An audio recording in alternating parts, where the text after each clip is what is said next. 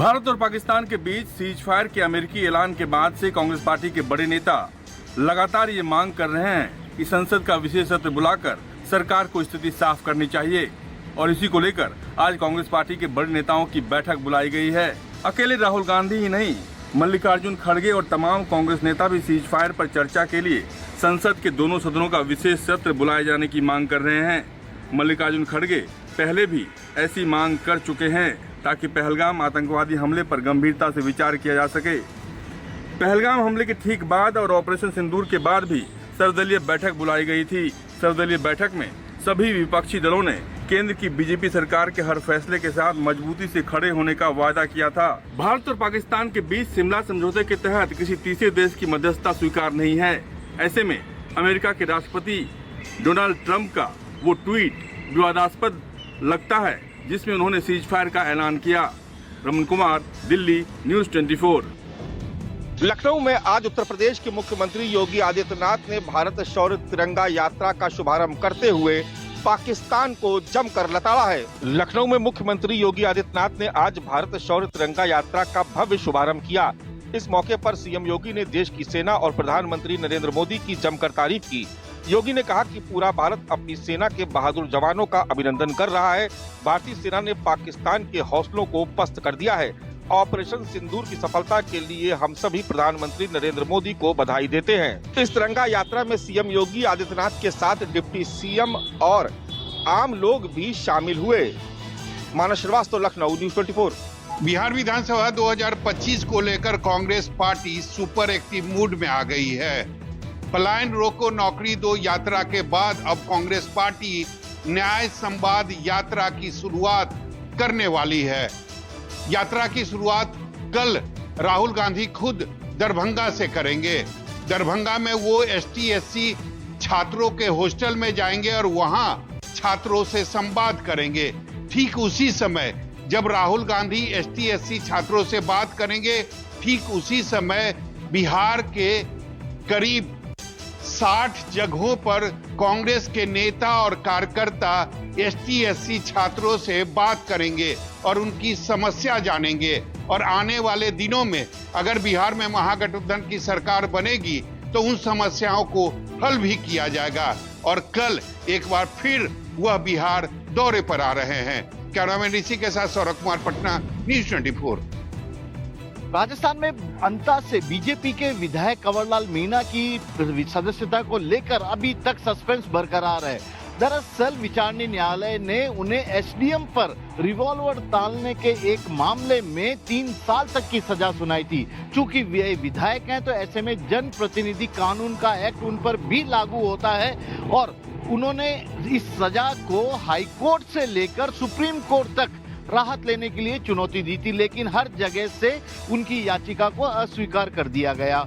ऐसे में अब कांग्रेस पार्टी यह कह रही है कि जब सुप्रीम कोर्ट तक का आदेश आ चुका है, 1 मई को उन्हें सरेंडर करने का निर्देश दिया जा चुका है, 3 साल से ज्यादा की सजा को बरकरार रखना यानी कि जनप्रतिनिधि कानून के तहत उनकी विधायकी को तत्काल छीन लिया जाना चाहिए और विधानसभा अध्यक्ष इसमें लगातार देरी कर रहे हैं। और यही कारण है कि कांग्रेस विधायक दल के नेता यानी कि नेता प्रतिपक्ष टीकाराम जूली की ओर से विधानसभा अध्यक्ष को निर्देश देने के लिए राज्यपाल को आज एक पत्र भी लिख दिया गया। कैमरामैन विक्रम सिंह भाटी के साथ श्रीवत्सन, जयपुर, न्यूज़ 24। भारत पाकिस्तान के बीच संघर्ष विराम के बाद अब जम्मू कश्मीर में आतंकी गतिविधि के खिलाफ अभियान तेज करने के एक विशेष निर्देश केंद्रीय गृह मंत्रालय से जारी किए गए हैं। सूत्र ऐसा बताते हैं। सूत्रों के मुताबिक ये विशेष अभियान चलाने की बात कही गई है। चाहे वो कहीं पे भी हो, किसी हाल में हो, उनको निकालना है और उनको ठिकाने लगाना है और इसी में लगातार कार्रवाई चल रही है। जानकारी ये भी बता दें आपको कि जो बॉर्डर सिक्योरिटी फोर्स है BSF है, उसको भी फुल अलर्ट पर रहने के निर्देश दिए गए हैं। साथ ही साथ जो आतंक विरोधी यूनिट्स हैं जम्मू कश्मीर में, उनको एक विशेष हिदायत दी गई है, एक विशेष निर्देश दिया गया है कि श्रीनगर में या जब पूरे कश्मीर में जहां भी इनके ठिकाने हैं, उनको किसी भी तरीके से हर हाल में उनको खत्म करना है, यानी कि ऑपरेशन क्लीन आउट चलाना है। और इसकी रिपोर्ट लगातार केंद्रीय गृह मंत्रालय को भी दी जा रही है। कैमरामैन रफीक के साथ प्रशांत देव, न्यूज़ 24, दिल्ली। दक्षिणी कश्मीर के कैलर शोपियां इलाके में फोर्सेस के साथ मुठभेड़ के दौरान मारे गए 3 लश्कर तैयबा के आतंकी के पास से फोर्सेस को भारी मात्रा में हथियार और गोले बारूद बरामद किए गए हैं। सेना द्वारा दिखाए गए इस हथियारों के जखीरे में 2 AK-47 राइफल के अलावा 3 ग्रेनेड, 2 वायरलेस सेट, कैश और दूसरी जो खाने पीने की चीजों से लेकर हथियारों से संबंधित चीजें हैं वो यहाँ पर दिखाई गई। और माना जा रहा है कि फोर्सेस पर ये आतंकी किसी हमले की रणनीति लगातार बना रहे थे, लेकिन इससे पहले कि ये आतंकी अपने मंसूबों में कामयाब हो पाते उससे पहले ही फोर्सेस को इनके बारे में जानकारी मिली और एक कामयाब ऑपरेशन के दौरान लश्कर तैयबा के इन 3 आतंकियों को, जिसमें एक ऑपरेशनल चीफ भी लश्कर का शाहिद कुट्टे शामिल था, इन्हें मार गिराया गया और ऐसे में यहाँ फोर्सेस ने काफी अहम कामयाबी हासिल की। कैमरामैन मुजीब रशीद के साथ आसिफ साहब, श्रीनगर, न्यूज़ 24। पाकिस्तान की ओर से जब सीजफायर का उल्लंघन किया जा रहा था तो हमारे बहादुर जवानों ने पाकिस्तान की उन पोस्टों को पूरी तरह से तबाह कर दिया जिन पाकिस्तान की पोस्टों से भारतीय सेना के जवानों को टारगेट किया जा रहा था। यानी हमारी पोस्टों को टारगेट किया जा रहा था, रिहायशी इलाकों में मोटार दागे जा रहे थे, रिहायशी इलाकों में तोप दागे जा रहे थे। तस्वीरें आप न्यूज़ 24 पर एक्सक्लूसिव देख रहे हैं कि कैसे सेना के बहादुर जवानों ने पाकिस्तान की उन तमाम पोस्टों को निस्तानाबूद कर दिया जिन पोस्टों से कायर पाकिस्तानी सैनिक लगातार छोटे हथियारों के साथ साथ बड़े हथियार भारतीय सीमा में दाग रहे थे। आपको बता दें कि पाकिस्तान की बौखलाहट उस समय ज्यादा देखने को मिली जब ऑपरेशन सिंदूर को भारतीय सेना ने अंजाम दिया। न केवल इसमें पाकिस्तान के कई सैनिक मारे गए, पाकिस्तान के कई अधिकारी मारे गए, बल्कि 100 से ज्यादा आतंकी भी मारे गए और पाकिस्तान की बौखलाहट उसके बाद ज्यादा देखने को मिली। लेकिन जब भारतीय सेना ने, BSF ने पाकिस्तान को मुंहतोड़ जवाब दिया, उसे समझ आ गया कि अगर वो एक गोली चलाएंगे तो जवाब में गोले दागे जाएंगे और गोले कितने ज्यादा दागे गए हैं वो तस्वीरों में आप साफ तौर पर न्यूज़ 24 पर एक्सक्लूसिव देख सकते हैं। कैमरामैन श्याम के साथ पंकज शर्मा, न्यूज़ 24। पश्चिम बंगाल के कुचबिहार के तूफानगंज में रहने वाले लोगों को इन दिनों नींद उड़ी हुई है। नींद इस वजह से उड़ी है कि जिस तरह से लगातार पाकिस्तान की तरफ से हमले किए जा रहे थे भारत में और भारत मुंहतोड़ पाकिस्तान को जवाब दे रहा था। आतंकवादी जिस तरह से संगठनों पे भारत ने निशाना बनाया, अब यहाँ पे रहने वाले लोगों को इस बात का डर है क्योंकि यहाँ जो बॉर्डर है ये भारत का अंतिम गाँव है, यानी बांग्लादेश से बेहद करीब सटा हुआ है और करीबन 200 किलोमीटर तक यहाँ पे जो एरिया है यहाँ पे जहाँ पे फेंसिंग तार नहीं है, जो खुला हुआ है और एक सिर्फ नदी का सहारा है। BSF के जवानों की संख्या यहाँ पे बढ़ा दिया गया है, चौकसी बढ़ती जा रही है, लेकिन लोगों के मन में इस बात का डर है कि कहीं न कहीं जो बांग्लादेश के रास्ते से घुसपैठी भारत में न प्रवेश करे और यहाँ पे कोई बड़ा हमला न कर सके। इसको लेकर यहाँ पे BSF के जवान पूरी तरह से अलर्ट है, चौकसी कर रहे हैं, लेकिन लोगों में डर बना हुआ है क्योंकि जिस तरह से पाकिस्तान कायरता दिखाता है, पाकिस्तान जिस तरह से यहाँ पे आतंकवादी जो संगठनों को भेजते रहता है, इन सब चीजों को लोग लेकर डरे सहमे हुए हैं। तो कह सकते हैं कि BSF तो अलर्ट है, लेकिन लोगों की रात की नींद उड़ी हुई है। कैमरामैन पंकज के साथ मनोज पांडे, न्यूज़ 24। पाकिस्तान की गोलाबारी से शहीद हुए जवानों की आत्मा की शांति के लिए और सिविलियन लोगों की जो मौत हुई है उनकी आत्मा की शांति के लिए भारत पाकिस्तान अंतर्राष्ट्रीय सीमा के रिया सेक्टर में सीमांत ग्रामीणों की ओर से हवन यज्ञ किया जा रहा है। तस्वीरों में आप देखिए यहाँ पर जो सीमांत ग्रामीण है ये यहाँ पर हवन यज्ञ कर रहे हैं। इसका मकसद यही है कि जो जवान हमारे शहीद हुए हैं, जो सिविलियन लोगों की मौत हुई है, उनकी आत्मा को शांति मिल सके। और अभी जिस तरह से बॉर्डर पर शांति बनी हुई है, धीरे धीरे जो जनजीवन है वो पटरी पर लौट रहा है, उसको ये चाहते हैं कि इसी तरह से बॉर्डर पर माहौल जो है पूरी तरह से शांतिपूर्ण बना रहे। तस्वीरों में आप देखिए कि यहाँ पर विधिपूर्ण जो है हवन यज्ञ किया जा रहा है। मकसद है कि यहाँ पर बॉर्डर पर शांति जो है वो कायम रहे। आप देखिए कि यहाँ पर तमाम ग्रामीणों की आंखें नम है। हर किसी की आंखें इसलिए नम है क्योंकि इन्होंने अपनों को खोया है, सिविलियन क्योंकि उनकी मौत हुई है पाकिस्तान की गोलाबारी से। हमने देखा कि कैसे पाकिस्तान की ओर से तोप के गोले दागे गए। पाकिस्तान ने भारतीय चौकियों के साथ साथ रिहायशी इलाकों को टारगेट किया, लेकिन भारत ने ऐसा जवाब दिया कि पाकिस्तान को समझ आ गया कि अगर हमारी तरफ आंख उठाओगे तो कैसे तुम्हारी पोस्टों को पूरी तरह से तबाह किया जाएगा। और आपको बता दें कि जो ग्रामीण है ये हवन यज्ञ कर रहे हैं, मकसद यही है कि बॉर्डर पर शांति जो है वो कायम रहे। कैमरामैन श्याम के साथ पंकज शर्मा, न्यूज़ 24, भारत पाकिस्तान अंतर्राष्ट्रीय सीमा, अरनिया सेक्टर। भारत की तीनों सेना अपने एयर डिफेंस सिस्टम पर ज्यादा से ज्यादा जोर दे रही है और इसी का परिणाम है आकाश मिसाइल का। जी आपको बता दें कि ऑपरेशन सिंदूर में इसी आकाश मिसाइल का इस्तेमाल किया गया। इस सिस्टम को डीआरडीओ और भारत इंडस्ट्रीज लिमिटेड ने मिलकर नए तरीके से इसमें धार दिया है। अब बाकी देश की भी नजर इस पर पड़ चुकी है और इस मिसाइल सिस्टम को लेने के लिए बेचैन हो गए हैं, क्योंकि जब पाकिस्तान के खिलाफ भारत ने ऑपरेशन सिंदूर की शुरुआत की तो भारतीय सेना ने 9 आतंकी अड्डे पर सटीक प्रहार करके आतंकी कैंप को नेस्तानाबूद कर दिया था। अब यही सवाल दूसरे देश की सेना कर रही थी कि क्या कैसे इतना सटीक प्रहार हो सकता है।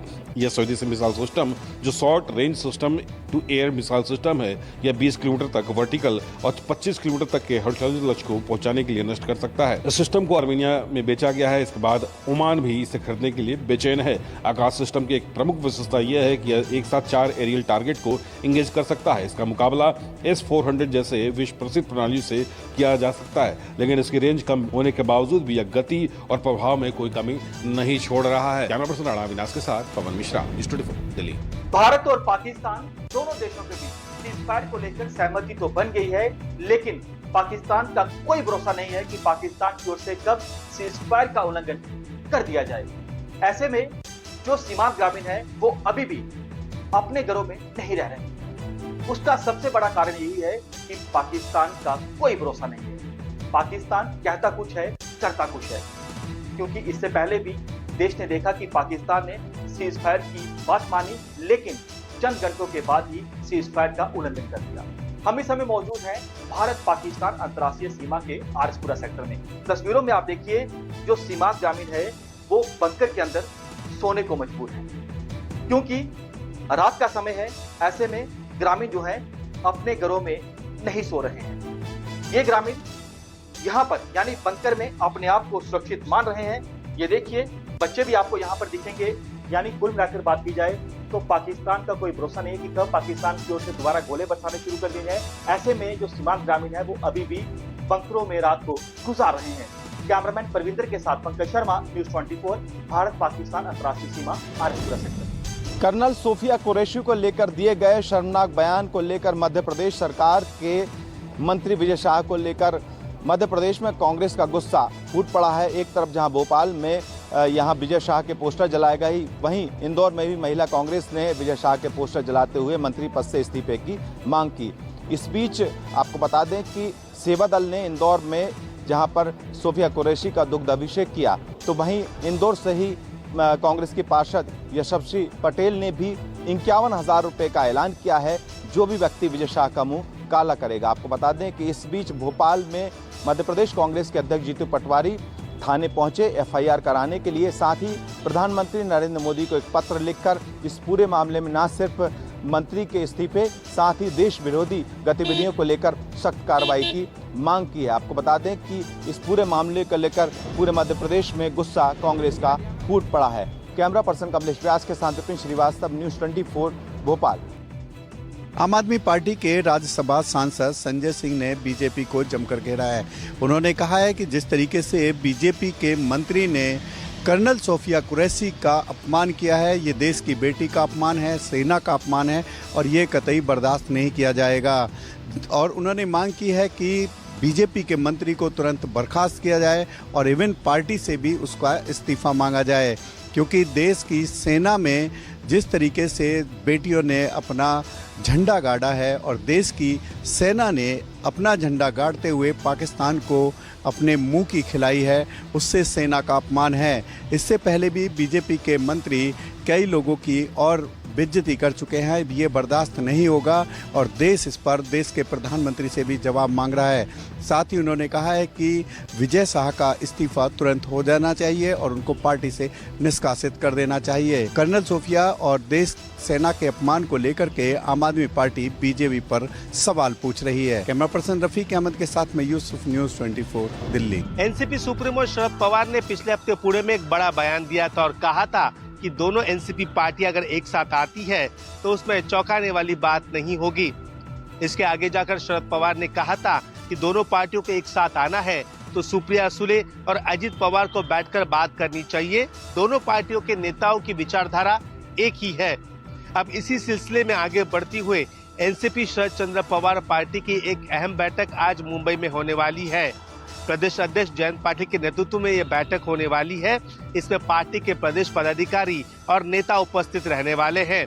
इस बैठक में इन प्रदेश पदाधिकारी और नेताओं से दोनों एनसीपी के एक साथ आने पर राय पूछी जाएगी और साथ ही में उनसे बात भी की जाएगी। दरअसल 10 जून को एनसीपी का वर्धापन दिन होता है। क्या इस वर्धापन दिन से पहले दोनों एनसीपी पार्टियां एक साथ आएंगी, ये सबसे बड़ा सवाल है। लेकिन सूत्र बताते हैं कि दोनों पार्टियों के कुछ नेता इस मिलन का विरोध भी कर रहे हैं। कैमरामैन दिलीप अवेरे के साथ विनोद जगदाले, न्यूज़ 24 मुंबई।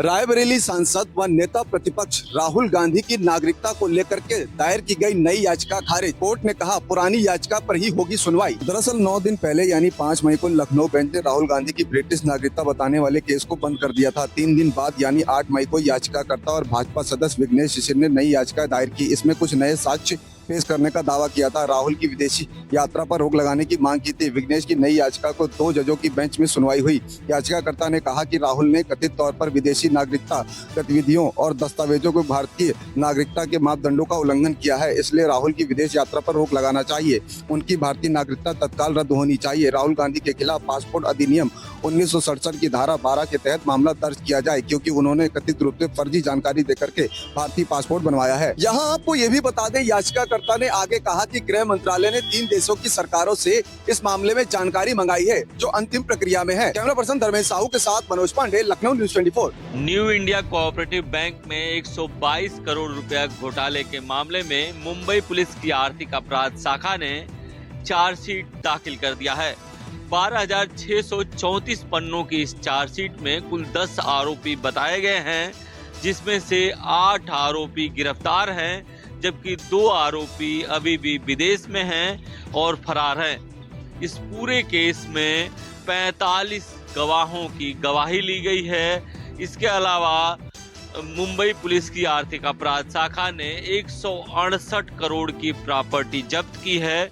जो प्रॉपर्टी जब्त की गई है उसमें 3 राज्यों में ये प्रॉपर्टी है, महाराष्ट्र, गुजरात, इसके अलावा बिहार में ये प्रॉपर्टी है, जिसमें सबसे अधिक जो आरोपी है मेहता, उसकी 12 प्रॉपर्टी जब्त की गई है। लगभग 12 करोड़ रुपए की प्रॉपर्टी जब्त की गई है, जिसमें 7 फ्लैट हैं, एक बंगला है, इसके अलावा कुछ और प्रॉपर्टी है।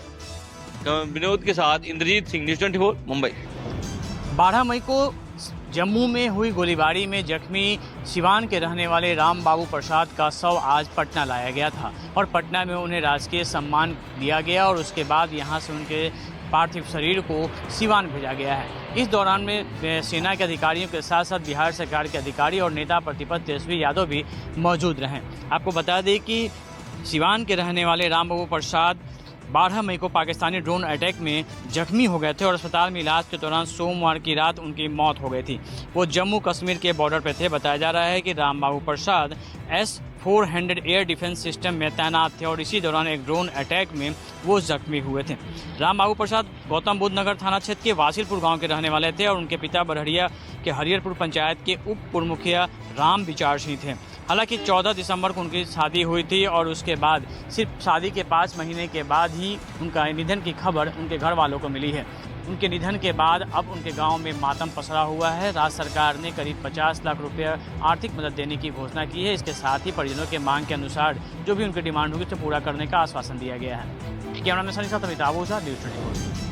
देश के सबसे प्रसिद्ध और अमीर मंदिरों में से एक शिरडी के साईं बाबा मंदिर में दानदाताओं के लिए सेवा और सुविधाओं में बड़ा बदलाव करते हुए नई दान नीति को लागू किया गया है।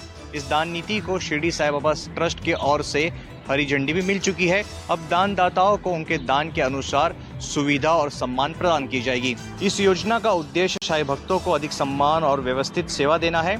इसमें दर्शन करना, आरती पास, प्रसाद, पूजा कूपन, साई साहित्य और सम्मान चिन्ह जैसी सुविधाएं शामिल है। यही नहीं, जो बड़े दानदाता होंगे उन्हें जीवन भर वीवीआईपी दर्शन और साईं बाबा का वस्त्र अर्पण का विशेष अवसर भी मिलेगा। जो भक्त 1 लाख रुपए से 1.5 लाख रुपए तक दान करेंगे उन्हें साल में 2 बार वीवीआईपी आरती देखने का मौका मिलेगा और 5 सदस्यों को साल में 1 बार आजीवन वीआईपी दर्शन की सुविधा दी जाएगी। 5 लाख रुपए से अधिक दान देने वाले भक्तों के लिए 3 वीवीआईपी आरती और साल भर में 2 बार आजीवन वीआईपी दर्शन का अवसर मिलेगा। ये नई दान नीति तिरुपति बालाजी मंदिर के तर्ज पर लागू की गई है। बता दें कि शिरडी साईं बाबा के चरणों में भक्त बड़ी तादाद में सोने चांदी के आभूषण के साथ साथ नकदी भी अर्पित करते हैं। कैमरा पर्सन आंचल सिंह के साथ अंकुश जायसवाल, न्यूज़ 24 मुंबई। यूपी के जनपद बहराइच में सैयद सलार मसूद गाजी की दरगाह पर लगने वाले मेले के मामले की सुनवाई फिलहाल हाईकोर्ट में टल गई है। दरअसल उत्तर प्रदेश के जनपद बहराइच में सैयद सलार मसूद गाजी की दरगाह पर हर साल जेठ माह में विशाल मेला लगता है। इस मेले की शुरुआत 15 मई से होनी थी, लेकिन प्रशासन ने इस बार कई कारणों का हवाला देते हुए अनुमति नहीं दी। मेले की अनुमति को लेकर और रोक के विरोध में दरगाह प्रबंधन समिति ने हाईकोर्ट में याचिका दायर की थी, जिसकी सुनवाई आज टल गई है। अब इसकी सुनवाई आगामी 15 मई को होना तय हुआ है। वहीं दूसरी तरफ बहराइच में सैयद सलार मसूद गाजी की दरगाह पर पुलिस प्रशासन ने भारी पुलिस फोर्स तैनात कर दिया है। प्रशासन का कहना है कि माहौल नियंत्रण में रहे, इसलिए ये कदम उठाया गया है। कैमरा पर्सन मिंटू सिंह के साथ अशोक तिवारी, लखनऊ, न्यूज़ 24।